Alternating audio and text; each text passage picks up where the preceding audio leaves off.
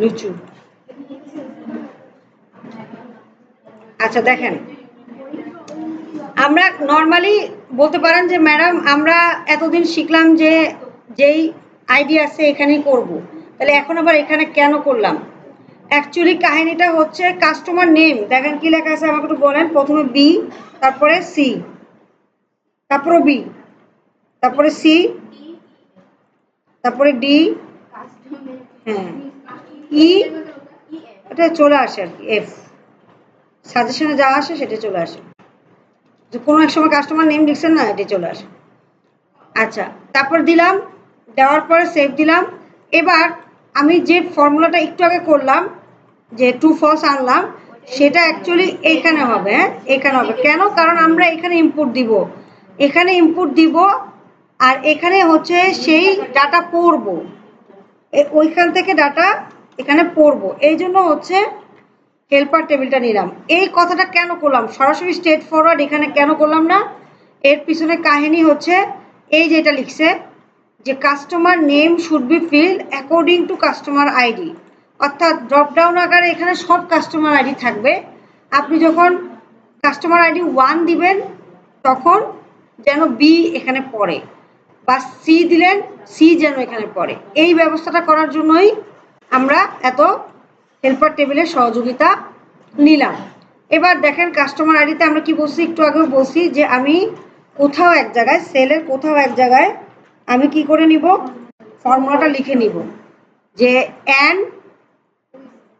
Lane, তাই না, lane A5 বা A5 না, এখন যেটা যেখানে সেলটা আছে M5 ইজ ইকুয়াল টু কত 6, কমা দিয়ে কাউন্ট ইফ,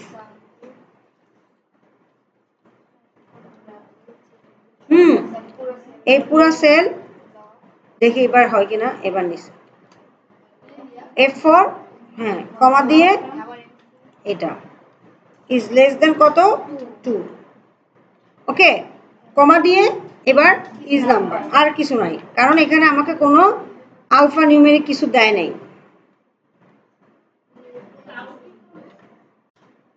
হ্যাঁ কাউন্ট ইফ তো হবে, ইউনিক বলছো না, কোনটা কেন ইউজ করছি বুঝছেন তো নাকি আবার বুঝাইতে হবে? তাহলে কাস্টমার আইডির জন্য যদি লেন, লেন হচ্ছে ফর 6 ডিজিট, কাউন্ট ইফ হচ্ছে ইউনিকের জন্য, আর যেহেতু নিউমেরিক টাইপ বলছে সেজন্য আমরা কি দিলাম, ইজ নাম্বার দিয়ে দিলাম। এবার ফলস আসছে, এবার আমার যে আইডি আছে কত 10100 কত জানি 1 দিলেন, হ্যাঁ এই যে ট্রু, ঠিক আছে দিলেন। তাহলে এখন যদি এটার ভ্যালিডেশন এখানে করলাম, এবার পুরো সেলে যদি করতে চাই তখন কি করব, পুরো সেলটাকে সিলেক্ট করব, তারপরে এই যে সূত্রটা লিখছি আগে সূত্রটা কপি করে নেই, কপি করলাম, করে এই যে সূত্রটা আছে একই ওই কাজ, যে কাজটা আগে করে আসছি সেই কাজটাই করছি। ডাটা ভ্যালিডেশনে গিয়ে কাস্টমে যাব,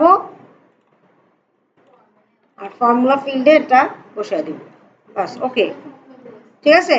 এবার একসাথে চেকও হয়ে যাবে 101002, বা একটা 1 দিয়ে দেখি কি করে, এরর মেসেজ দেয় কিনা, দিবে, তাহলে 2 বসতে হবে না, তার মানে ইউনিক হলো, এটাকে বলা হচ্ছে ইউনিক। এই যে 101002 দিলাম, 101000 সরি 100002 যদি আবার একটা দেন এরর মেসেজ দিচ্ছে, তার মানে ইউনিক হলো।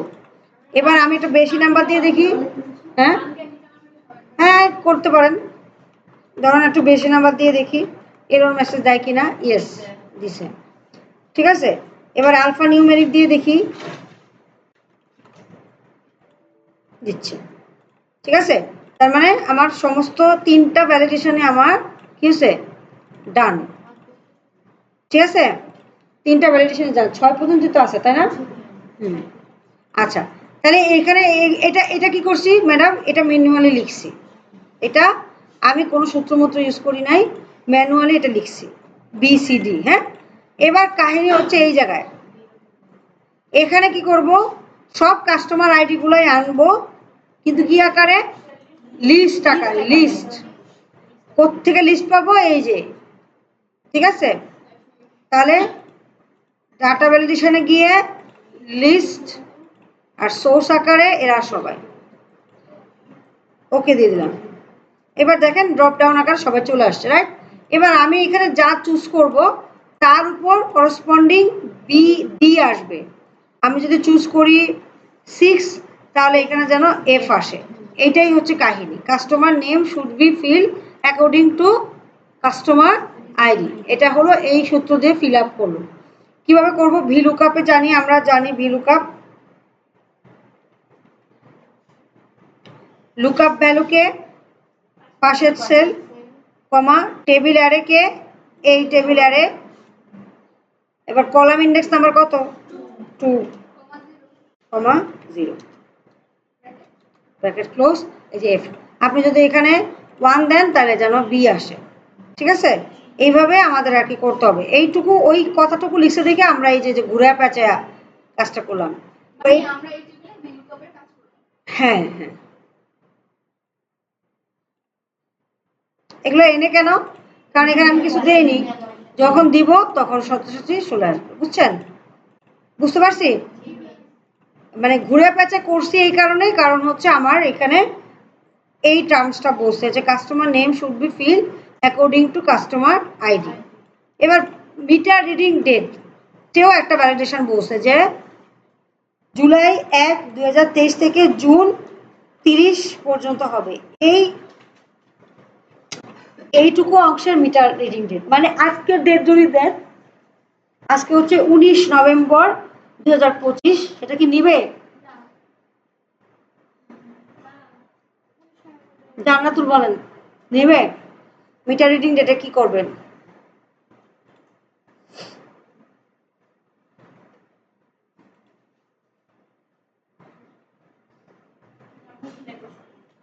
আপনি তো ক্লাসে নাই, এজন্য প্রশ্নই বুঝেন নাই। বলছি যে মিটার রিডিং ডেট আছে জুলাই 1 থেকে 2003 থেকে 24 পর্যন্ত। আজকের ডেট দিলে কি নেবে কিনা? কেন নেবে না? কিভাবে করবেন এটা? কোথায় যেতে হবে বলেন তো? হ্যাঁ, কোথায় যাব? এটা করার জন্য কি করব? এটা যদি আমি করতে চাই তাহলে আমি কি করব বলেন তো? সুমি বলেন কি করব? মিটার রিডিং ডেটে বলছে যে এত তারিখ থেকে এত তারিখের মধ্যে একটা ভ্যালিডেশন দাও, তাহলে কি করব? ডাটা ভ্যালিডেশনে যাব। সবাইকে চুজ করব, চুজ করে আমরা ডাটা ভ্যালিডেশনে যাব। তারপর কি করব বলেন?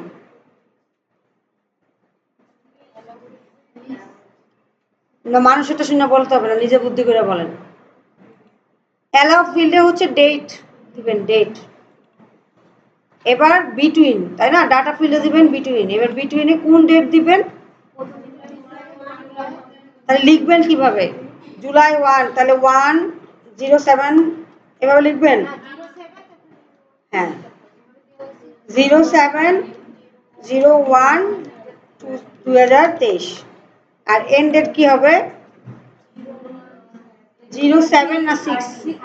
06 না জুন 30/2024। এবার আজকের ডেট দিয়ে দেখেন। আজকে হচ্ছে 11, তাই না? 11 আগে 11, 19, 25 হচ্ছে না, ঠিক আছে।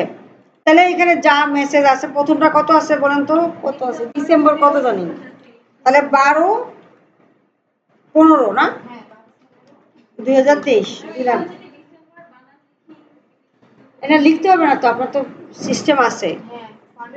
ফরম্যাট সেলে এই যে লিখলেন। এবার ফরম্যাট সেলে গিয়ে আপনার যেটা ইলেবরের দেওয়া আছে সেটা দিয়ে দিবেন।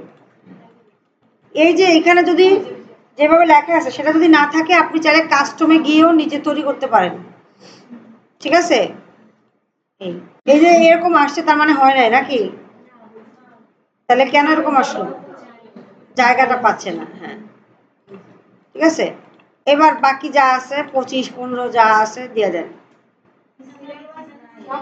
যা আছে আর কি ওটা আপনারা করে নিয়েন। এটা তো আমি জাস্ট একটুকু অংশ দেখানোর জন্য এটা করছি। তাহলে আমার এইটুকু অংশের কাজ শেষ। এবার কনজিউম ইউনিট কি হবে? ধরেন আজকে মুন্নি বলেন কনজিউম ইউনিট কি হবে?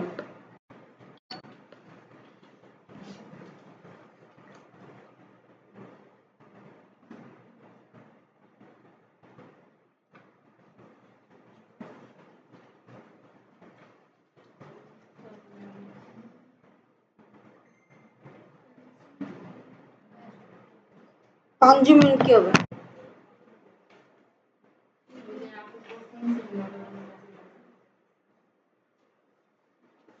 এরপরে যারা দেখবো মোবাইল দেখতেছেন দাঁড় করে রাখবো, বলেন কনজিউম ইউনিট কি হবে?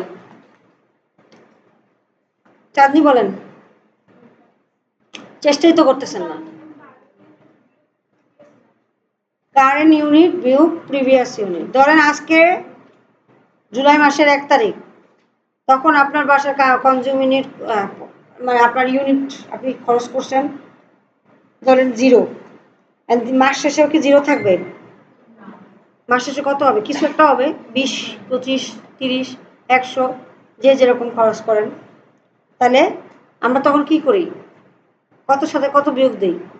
প্রিভিয়াসের সাথে কারেন্টের বিয়োগ দিই না কারেন্টের সাথে প্রিভিয়াস? হ্যাঁ, এটাই কনজিউম ইউনিট হচ্ছে current unit minus previous unit. এই সিম্পল যোগটা পারতেছেন না, চেষ্টাই তো করতেছেন না, পারবেন কেমনে? মোবাইল টিপতেছেন বসে বসে।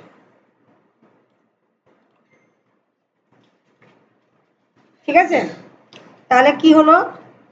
আপনার previous current unit minus previous unit দিলেই আপনি কনজিউম ইউনিটটা পেয়ে গেলেন। এটা অলরেডি ওরা তাও বলে দিছে মনে হয়, দেখি বলে নাই, জাস্ট বলছে যে ইউজ অ্যাপ্রোপ্রিয়েট ফর্মুলা, মানে কোন একটা ফর্মুলা বের করুন যাতে কনজিউম ইউনিটটা পান। এবার ইলেকট্রিসিটি চার্জ কি বলতেছে যে আপনার যদি আমরা বাসা বাড়িতে যেভাবে ইলেকট্রিসিটি চার্জ করি এটার সাথে একটা ডিফারেন্স আছে, বুঝতে পারছি? বাসা বাড়িতে যে ইলেকট্রিসিটি চার্জটা করি তার সাথে এইটার ডিফারেন্স আছে। এখানে আমরা বাসা বাড়িতে একটু কমপ্লেক্স ওয়েতে করি, এখানে এত কমপ্লেক্স কিছু বলে নেই। এখানে তারা বলছে যে তোমার কনজিউম ইউনিট যদি, এই যে কনজিউম ইউনিট, তাই না, এটা যদি 0 থেকে 75 মধ্যে থাকে তাহলে কত দিবা? পার ইউনিটের জন্য কত করে দিবা? 4 টাকা 19 পয়সা। পরেরগুলা একইভাবে ইফ ইফ দিয়ে করে ফেলবো, তাই না? তাহলে আমরা কি বলতেছি যে ইফ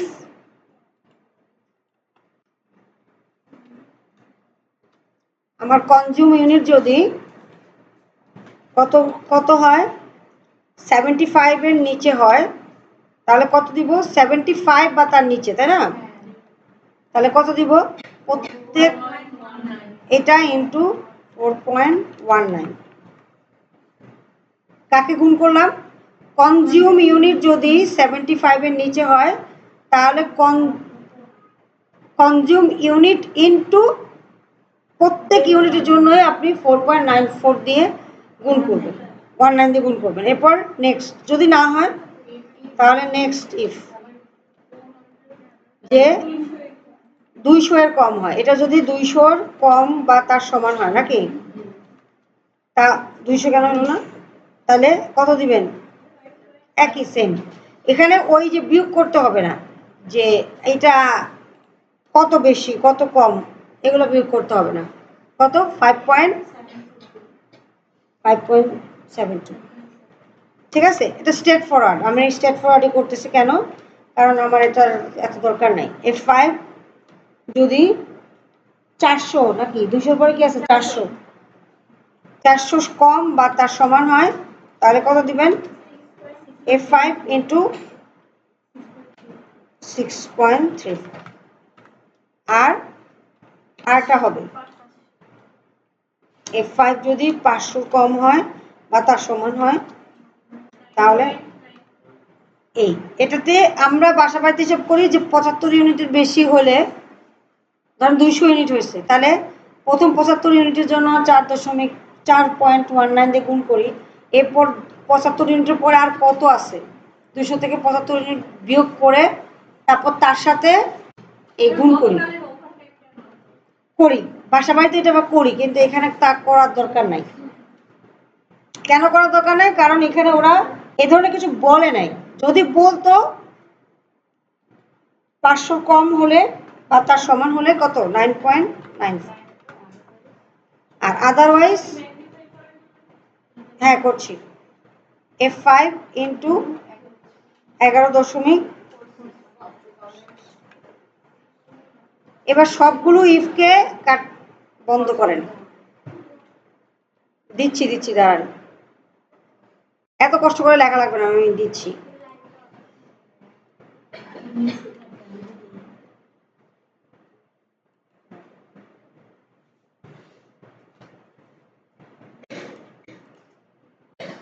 এই যে দাঁড়ান, এটা তো নেওয়া তো পসিবল না, এটাই তো সমস্যা, আর তো কিছু সমস্যা। এই দেখছেন একটা গেলে একটা থাকে না। এই ঠিক আছে, ইজ ইকুয়াল টু আবার বাদ দিয়ে দিয়েন না।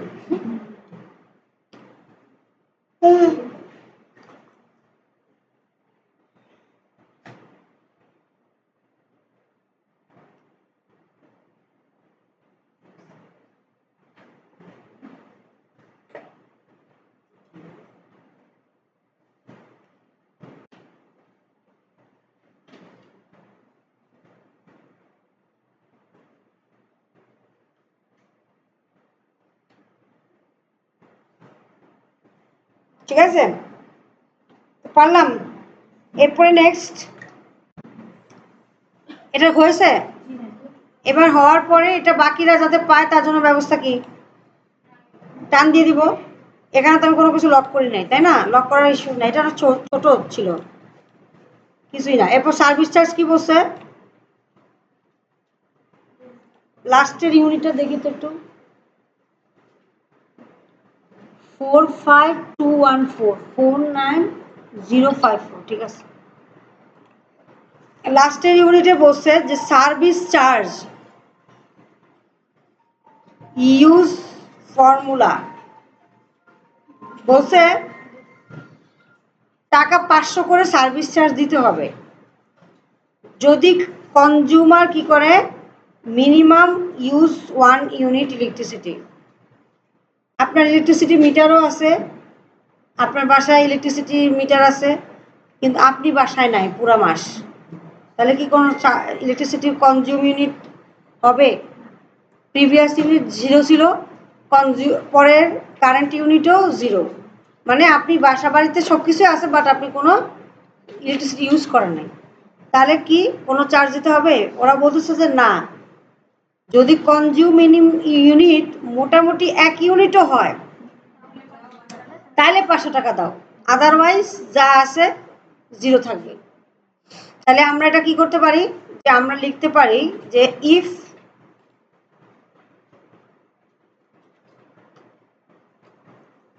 আমার ইলেকট্রিসিটি কনজিউম ইউনিট কি কত নিচে কিনা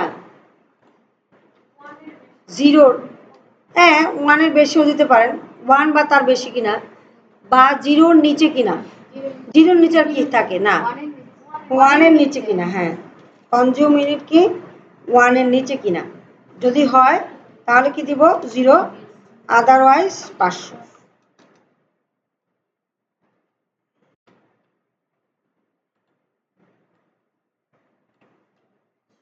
ঠিক আছে, এখানে কেউ 0 নাই, কেউ কনজিউম ইউনিট 0 নাই, এটা 500। ঠিক আছে, এবার আমি বরাবর করে দিলাম 21, এই যে দেখছেন 0 চলে আসছে, কোনো ইউনিট খরচ করে নাই, তার মানে 0 চলে আসবে। ঠিক আছে, আচ্ছা এবার বিল অ্যামাউন্ট কি বলেন, এই দুটো যোগ, ইলেকট্রিসিটি চার্জ প্লাস সার্ভিস চার্জের যোগ।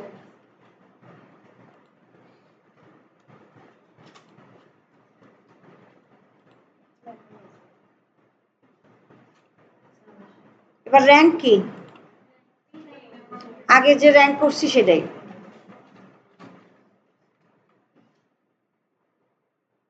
কোনো কাজই নাই এটাতে।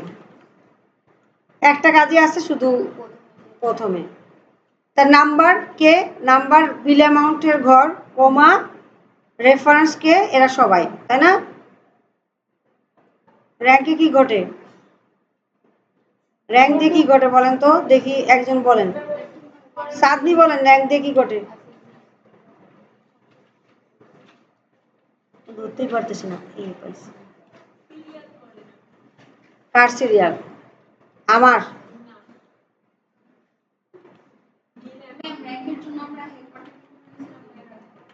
ওটা তো ইনকাম আর এক্সপেন্স মিলিয়ে ঝিলে ছিল, এখানে তো কিচ্ছু নাই। এটা তো সোজা টুলস, বললাম না, আপনারা কঠিনগুলো আগে শিখছেন।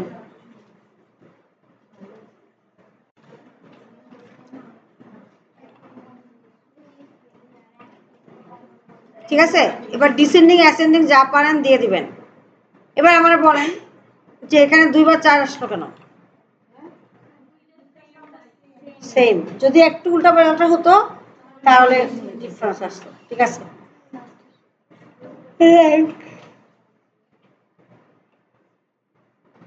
র্যাঙ্কে কি করছি, প্রথমে বলছি একটা নাম্বার, এই নাম্বারটা একটা নাম্বার, রাইট? প্রথমে বলছে একটা নাম্বার, এই একটা নাম্বার চুজ করে দিছি কত, I5, রাইট? রে বোকা রে, সব খালি লিখতে যায়, এত লিখার দরকার, এটা তো নর্মালি পারবেন, দাঁড়ান দেখি। আমরা তো দিয়েই দিই, আমি তো দিয়ে দিই সব। I5, তাই না? I5 কি, এই রেঞ্জে, এই ফুল রেঞ্জে I5 এর অবস্থান কত, that is rank, right? F4, কমা দিয়ে 0, অ্যাসেন্ডিং না ডিসেন্ডিং, যে কোনো একটা দেন, যা দিবেন তার অনুযায়ী হয়ে যাবে, এই তারপর র্যাঙ্ক হয়ে গেছে। এই নাম্বারটা এই পুরো রেঞ্জে কত র্যাঙ্কে আসে, সেটাই র্যাঙ্কের ফর্মুলা গেল। এবার আছে ভি লুকআপ, রাইট? তাহলে আপনি একটা হেল্পার টেবিলও লাগবে না, কি এখানে একটা ভি লুকআপের টেবিল লাগবে, তাই না? বাস, একটা টেবিল বানিয়ে দিবেন, আগের মতোই বলে দিছে যে কাস্টমার নেম আর কি, কাস্টমার আইডি, না র্যাঙ্ক তো ইন্ডিভিজুয়াল, আর এইটা হচ্ছে ওরা বলে দিছে যে লাস্টে দেখেন স্যাম্পল বিতে বলে দিছে।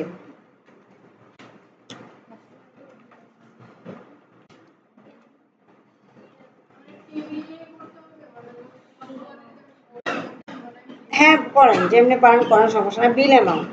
এবার আমারে চাঁদনি বলেন কেমনে করবেন, এই কাস্টমার আইডি কই পাবো আর বিল অ্যামাউন্ট কই পাবো?